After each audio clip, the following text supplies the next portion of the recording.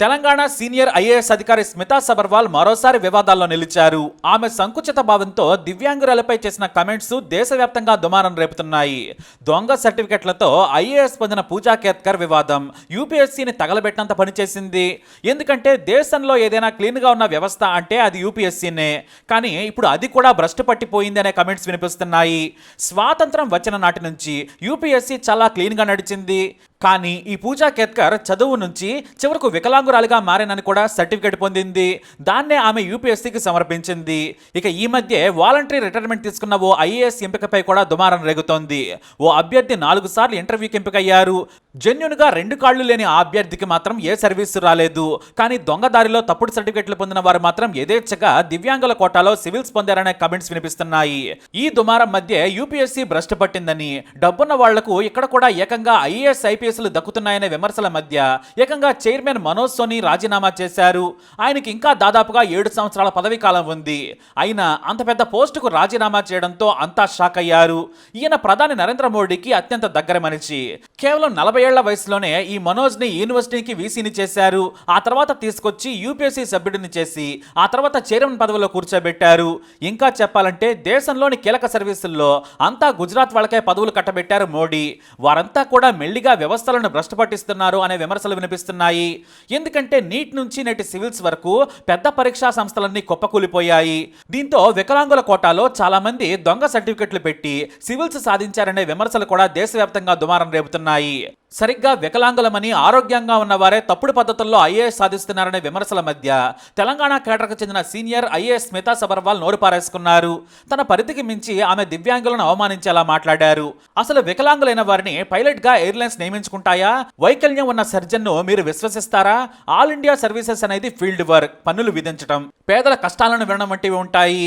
కాబట్టి దివ్యాంగులకు ప్రీమియర్ సర్వీస్లో రిజర్వేషన్ అవసరమా అని నోరు పారేసుకున్నారు స్మితా సబర్వాల్. ఇవన్నీ శారీరకంగా ఫిట్గా ఉన్నవారు చేయాల్సిన పనులు. మరి దివ్యాంగులు ఎలా ఈ పని చేయగలుగుతారని దారుణంగా కామెంట్స్ చేశారు ఆమె. కానీ ఆమె ఆలోచనే తప్పు. ఎందుకంటే ఐఏఎస్ కు ఎంపిక అనేది ఒక పరీక్షను మాత్రమే కొలమానంగా పెట్టుకున్నారు. ఆ పరీక్షల్లో ఎంపికైన వారిని ఆల్ ఇండియా సర్వీసులకు ఎంపిక చేస్తున్నారు. కానీ స్మితా సబర్వాల్ ప్రకారం దాంట్లో ఎంతమంది సేవ చేస్తారనేది ఎలా తెలుస్తుంది? శారీరకంగా ఫిట్ గా ఉండాలని చెబుతున్న స్మితా సబర్వాల్ ఎన్నిసార్లు ఫీల్డ్ మీదకి వెళ్లి తిరిగారు? అంతెందుకు కుక్కలు చిన్నపిల్లలను దారుణంగా చంపుతున్నాయి. ఎంతమంది ఐఏఎస్లు ఫీల్డ్ మీదకి వచ్చి చర్యలు తీసుకున్నారు? ఇక మొన్నటికి మొన్న తెలంగాణ సీఎం రేవంత్ రెడ్డి స్వయంగా కలెక్టర్లకు చెప్పారు, మీరు ఆఫీస్ గదుల్లో ఉండకండి, ఫీల్డ్లోకి వెళ్ళండి, ప్రజల సమస్యలు తెలుసుకోండి, వాటిని పరిష్కరించండి అని కోరారు. మరి ఒకరిద్దరు తప్ప ఎంతమంది వెళ్లారు? ఏదో చుట్టపు చెప్పుగా 2-3 సార్లు వచ్చి ఫోటోలు సోషల్ మీడియాలో పెట్టుకుని వెళుతూ ఉన్నారు. కానీ వీళ్ళు చేసిందేంటి? ఇక ఫిజికల్ ఫిట్నెస్ సంగతి దేవుడెరుగు, మెంటల్ ఫిట్నెస్ గురించి కూడా మాట్లాడాలి. ఇలా మాట్లాడిన స్మితా సబర్వాల్ మానసిక స్థితి ఏంటనేది దివ్యాంగులు వేసే ప్రశ్న. ప్రజాసేవ చేస్తామని వచ్చిన వారి మానసిక పరిస్థితి సరిగ్గా ఉందా అనేది ఎలా తెలుస్తారు? ఇది ఆమె అహంకారానికి నిదర్శనమని retired IAS Akunuri Murali fire అయ్యారు. ఆమె రాజ్యాంగాన్నే తప్పుపడుతున్నారు. పార్లమెంట్ చేసిన పర్సన్ విత్ డిసబిలిటీస్ యాక్ట్ 1995 ఈమెకు తెలియదా? పార్లమెంట్నే కించపరిచే గర్వం తలకెక్కిందా అని సీరియస్ అయ్యారు ఆయన. గతంలో హెలికాప్టర్లో తిరిగిన ఏకైక ఐఏఎస్ స్మితా సబర్వాల్ మాత్రమేనని ఫైర్ అయ్యారు. ఇక ఐఏఎస్లు ఎంతమంది రాజకీయ పార్టీలకు తొత్తులుగా మారి అవినీతి చేస్తున్నారు? వారి గురించి కూడా స్మితా సబర్వాల్ మాట్లాడితే బాగుంటుంది. వారిలో కొంతమంది ఐఏఎస్ల పరిస్థితి ఏమైందో ఏపీలో చూశాం. మరి వారందరి గురించి ఆమె మాట్లాడరే? కేవలం దివ్యాంగులు మాత్రమే పనికిరానట్లుగా చెబుతున్నారు.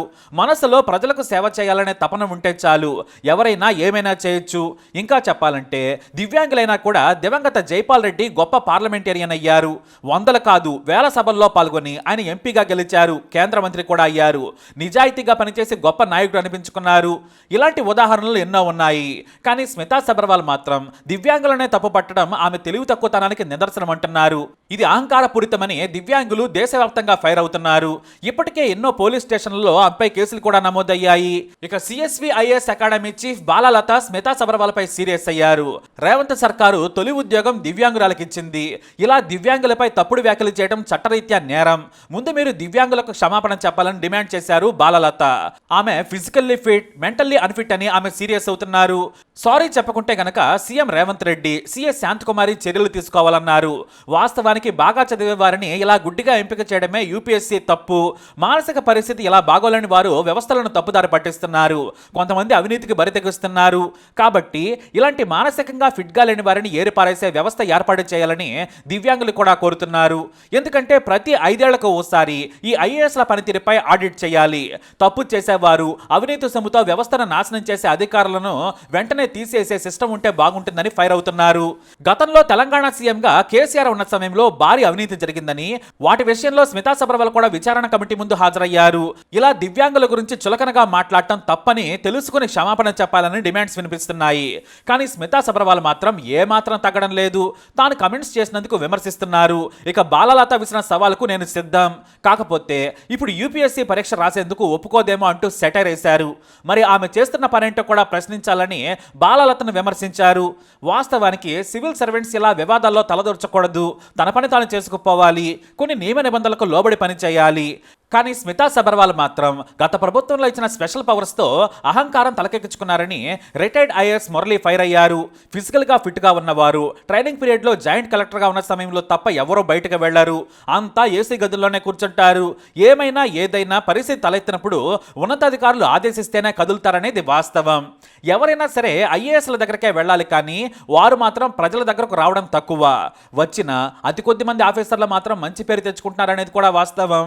అయితే దివ్యాంగుల గురించి తన భావ ప్రకటన స్వేచ్ఛను బాగా వాడుకున్న స్మితా సబర్వాల్ అవినీతిలో కూరుకుపోయి కోర్టుల చుట్టూ తిరిగి జైలుకు వెళ్లే వారిపై మాత్రం ఆమె కామెంట్ చేయరు.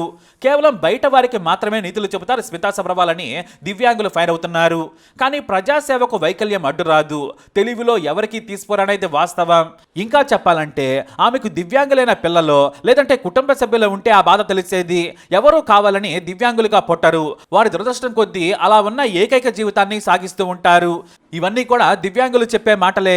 ఇక ఇంకా చెప్పాలంటే స్మితా సబర్వాల్కు శ్రీకాంత్ సినిమా నెట్ఫ్లిక్స్లో ఉంది. ఆ మూవీ అయినా ఓసారి చూడాలి.